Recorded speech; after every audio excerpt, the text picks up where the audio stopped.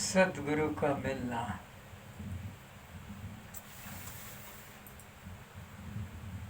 और परमात्मा का मिलना ये दो चीज नहीं है।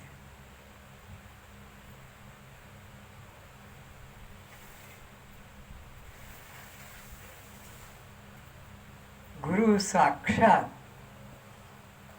परम ब्रह्म, ऐसा उपनिषदों का उद्घोष है। गुरु मिल गया यानी परमात्मा मिल गया, और अब कुछ पाने को शेष नहीं।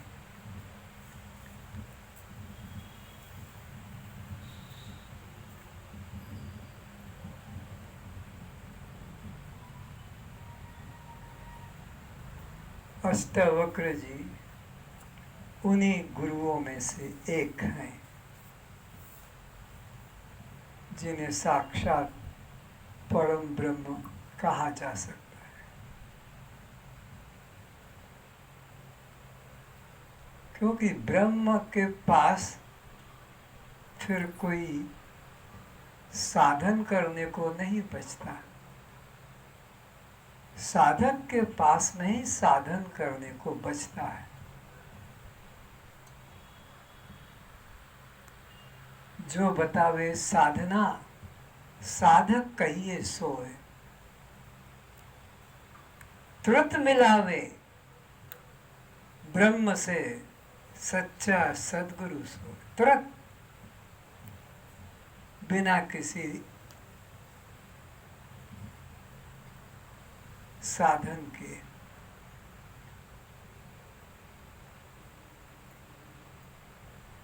ये असत गुरु की पहचान है, ये असली गुरु की पहचान है, जो तुम्हारे में पूर्णता का अनुभव करा दे, कुछ करने को शेष न रहे। अगर कुछ करने को शेष बताता है तो फिर वो सदगुरु नहीं है, क्योंकि जब एक ब्रह्म के अतिरिक्त अन्य किंचित भी नहीं है, ऐसा वेद का बार बार उद्घोष है। नेह नानास्ति किंचित एक मेवा अद्वितीयम ब्रह्म। तो फिर साधन किसके लिए?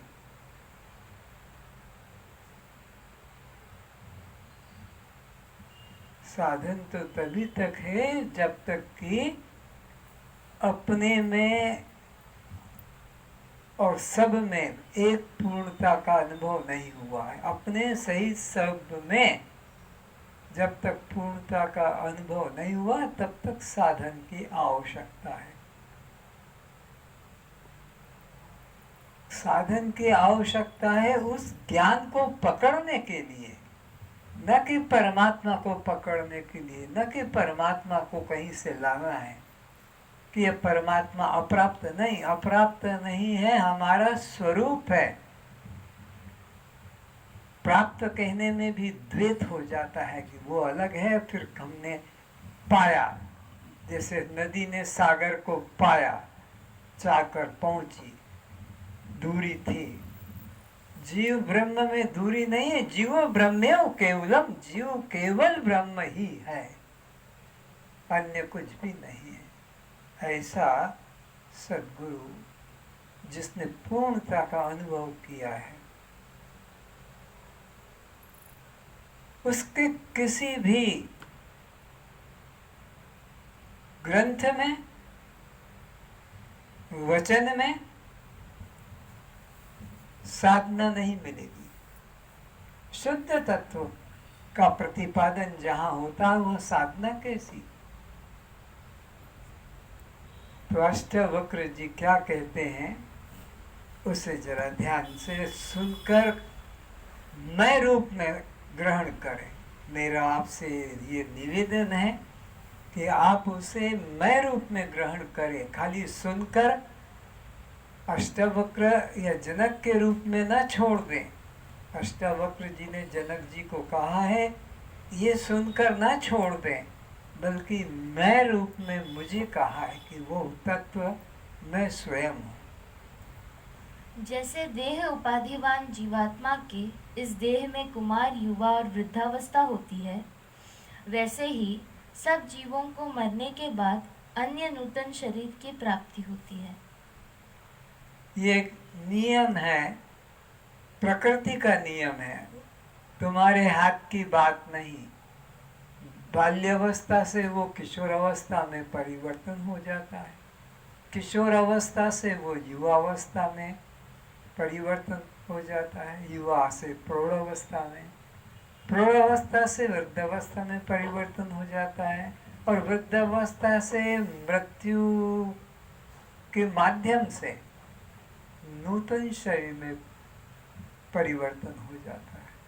ये क्रम अनादिकाल से चला आ रहा है, कोई अभी का बनाया हुआ नियम नहीं है। तो मृत्यु है कहाँ? भगवान खुद कहते हैं कि अर्जुन, जैसे इस देह की 6 अवस्थाएं, ये षड विकारी कहा जाता है, इसके बाद में ये देह छोड़कर ये दूसरे शरीर में चला जाता है। भगवान खुद कहते तो मृत्यु तो है ही नहीं, केवल काया परिवर्तन है, मकान का परिवर्तन है, कपड़ों का परिवर्तन है, और कुछ मृत्यु चीज नहीं है। उस विषय में धीर पुरुष मोहित नहीं होते हैं। जैसे कुमार, युवा और जरा अवस्था रूप स्थूल शरीर का विकार अज्ञान से आत्मा में भासता है, वैसे ही एक शरीर से दूसरे शरीर को प्राप्त होने से सूक्ष्म शरीर का विकार भी अज्ञान से आत्मा में भासता है। इसलिए तत्व को जानने वाला धीर पुरुष देह में आसक्त नहीं होता है। तत्व को जानने वाला, तत्व शब्द जब भी आता है तो कोई वस्तु के लिए कभी मत समझना। तत्व का मतलब ये जो मैं तत्व, मैं चीज है, जिसने उसको जान लिया, मैं तत्व को, अब उसके लिए कुछ और साधन करना शेष नहीं रहा। यह आत्मा किसी काल में न जन्मता है और न यह कभी मरता है, न यह आत्मा उत्पन्न होकर फिर सत्तावान अस्थि रूप में होने वाला है, क्योंकि यह आत्मा नित्य, सनातन, अखंड, व्यापक तथा अजन्मा है। निरवयव होने से सदा एक रूप बना रहता है, सबसे पुरातन है फिर भी नूतन बना रहता है। हे अर्जुन, इस अनात्म शरीर का शस्त्र, अग्नि, जल, पवन से नाश होने पर भी यह आत्मा का किसी प्रकार भी नाश नहीं होता है, क्योंकि इस अविनाशी आत्मा का नाश करने में कोई भी समर्थ नहीं है। और वह अविनाशी आत्मा तू अपने को जान। ये भगवान का आदेश है कि वो तू अपने को जान। ये मैं किसी और की बात नहीं कह रहा हूँ, ध्यान से सुन। इसको तू अपना स्वरूप जान कि वो अविनाशी अखंड आत्मा तू है, ये कोई अन्य नहीं। बात खत्म हो गई, साधन खत्म, खोज खत्म। मैं खुद वही हूँ। जब भगवान कह रहे हैं तो फिर उससे और दूसरा बड़ा कौन है जिसकी बात माने कि तुम अभी परमात्मा को नहीं पा सकोगे, तुम पात्र नहीं हो, तुम अभी यह गृहस्थ आश्रम में हो, जब तुम संन्यास लोगे फिर इसमें ऐसे ऐसे वेश धारण करोगे तब तुमको ज्ञान उपदेश कोई गुरु देगा। ये सब प्रपंच खत्म। जब भगवान स्वयं कह रहे हैं कि उसको तू अपने को जान, वही मैं हूँ, ये जन्मने वाला मैं नहीं हूँ। यदि तू कहे कि मैं तो शरीरों के वियोग का शोक करता हूँ, तो यह भी उचित नहीं है, क्योंकि जैसे मनुष्य वस्त्रों को व्यवहार से अयोग्य होने पर या फटे पुराने हो जाने पर त्याग कर दूसरे नए वस्त्रों को ग्रहण करता है, वैसे ही सब देह में स्थित अहम रूप से जीवात्मा पुराने शरीरों को त्याग दूसरे नाम रूप गुण जाति विशिष्ट नए शरीर को प्राप्त होता है। परंतु हे अर्जुन, इस अखंड अचल व्यापक आत्मा में आना जाना नहीं होता है, और यह तेरा स्वरूप है। आना जाना परछिन्न पदार्थों में होता है, एक देशी पदार्थों में होता है। परमात्मा तो अपरिछिन्न है, परमात्मा तो अखंड है, परमात्मा तो सर्वदेशी है। तो सर्वदेशी तत्व में, अपरिछिन्न तत्व में आना जाना नहीं। आना जाना होगा एक देशी में, जैसे चंद्रमा, उसके अंदर अमावस्या और फिर पूर्णिमा तक का क्रम, और पृथ्वी का एक तरह का वो परिक्रमा करता है किसी ग्रह का, उपग्रह का। ये तो वैज्ञानिक बातें मुझे पता नहीं, आप लोग जानते होंगे, लेकिन परिच्छिन्न में आना जाना है। पृथ्वी परिच्छिन्न है, सूर्य परिच्छिन्न नहीं है। पृथ्वी परिच्छिन्न है, इसलिए उदय अस्त या जाना आना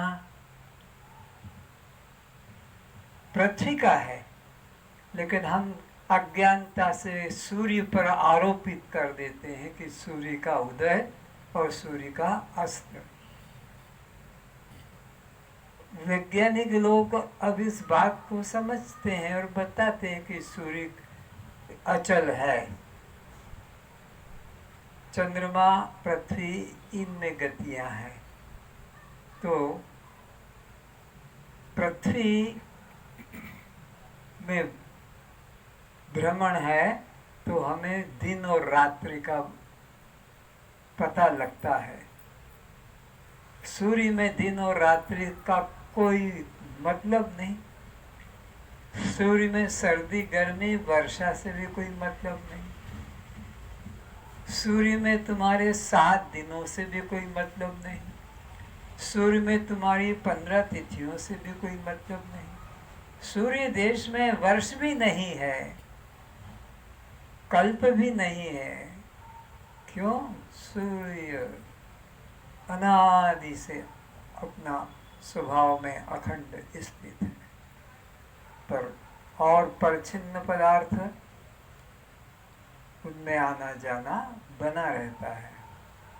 पर हे आत्मन, तू अपरिच्छिन्न है, तू अखंड है, तू सर्वव्यापक है। तू ये देह में रहने वाला, जन्मने मरने वाला, किसी का बेटा की, बाप की, पति की, भाई की, पत्नी की, लड़की की, लड़का, तो ये सब कुछ भी नहीं है।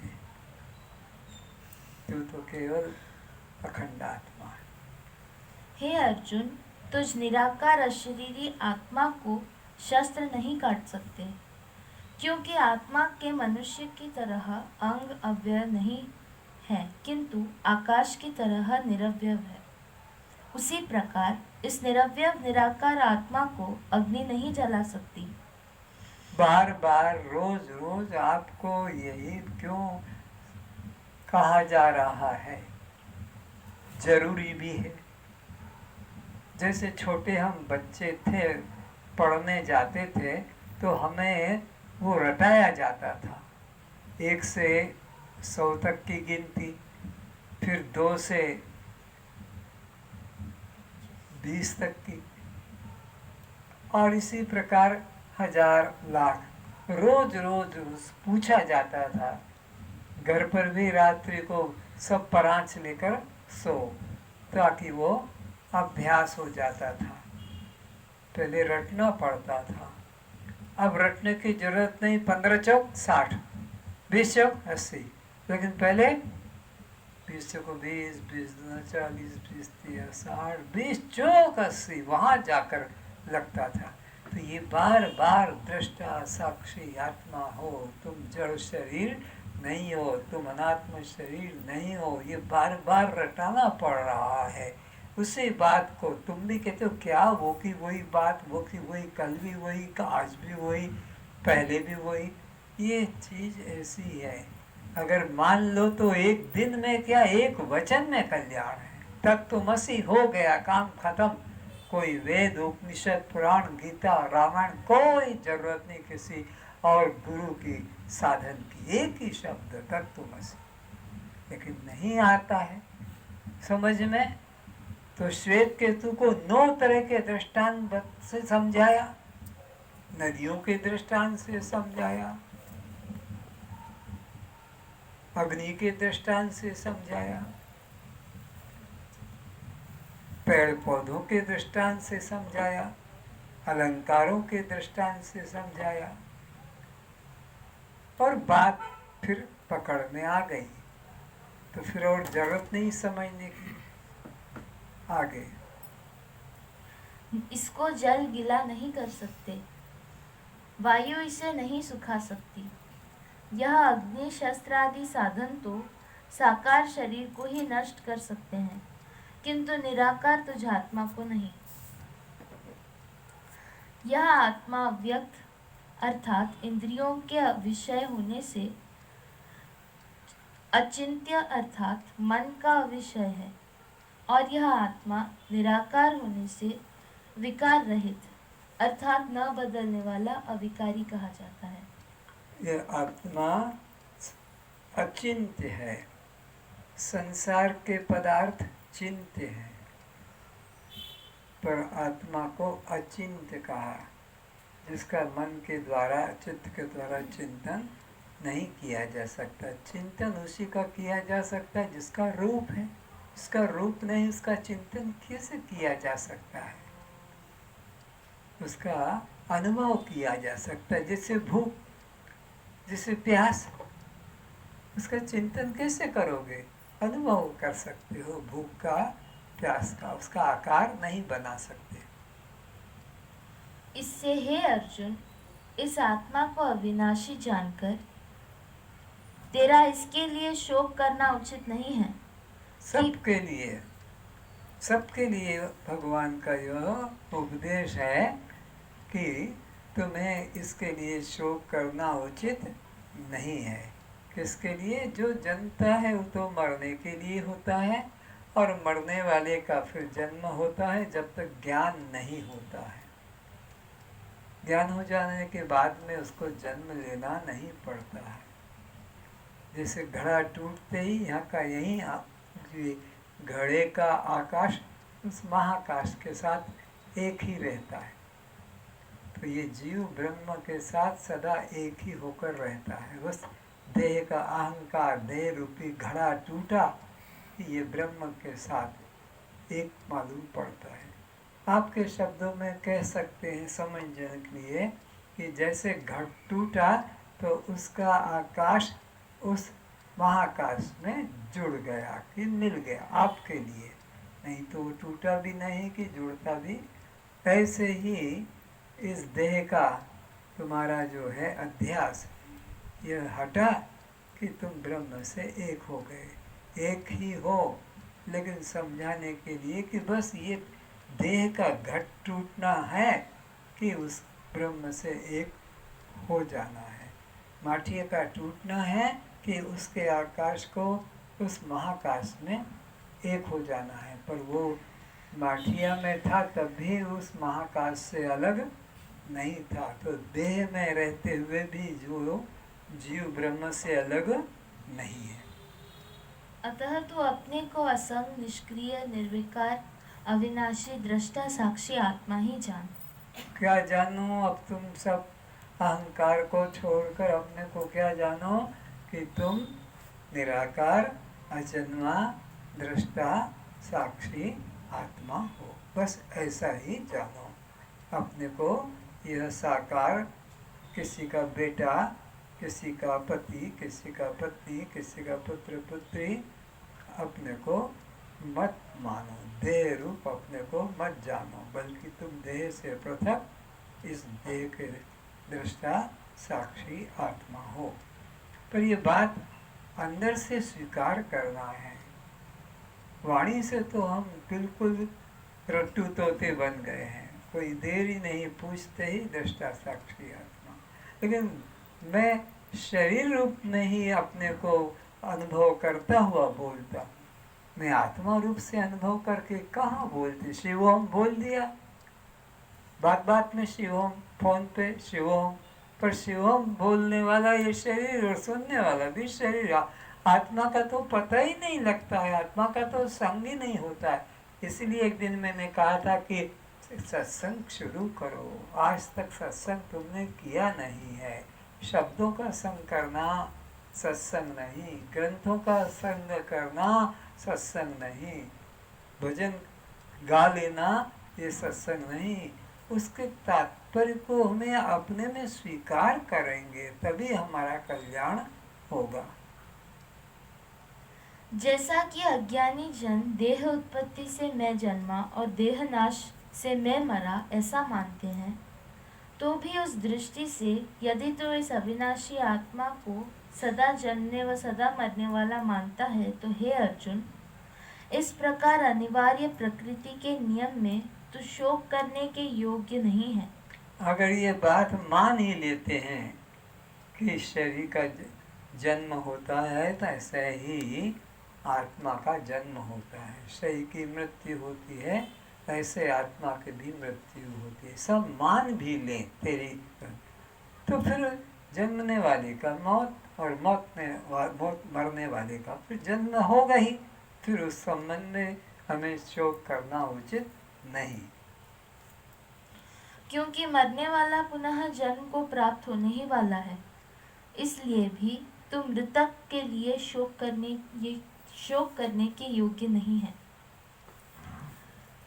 क्योंकि ऐसे होने से संचित कर्म का फल भोग हेतु जन्मने वाले का निश्चित मृत्यु होगा और मरने वाले का पुनः जन्म अनादि संचित कर्म राशि में से भोगने हेतु होगा ही होगा।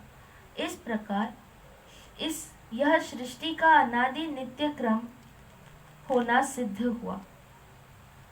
इससे भी प्रकृति के अनिवार्य नियम में तो इस बिना उपाय वाले विषय में शोक करने के योग्य नहीं है।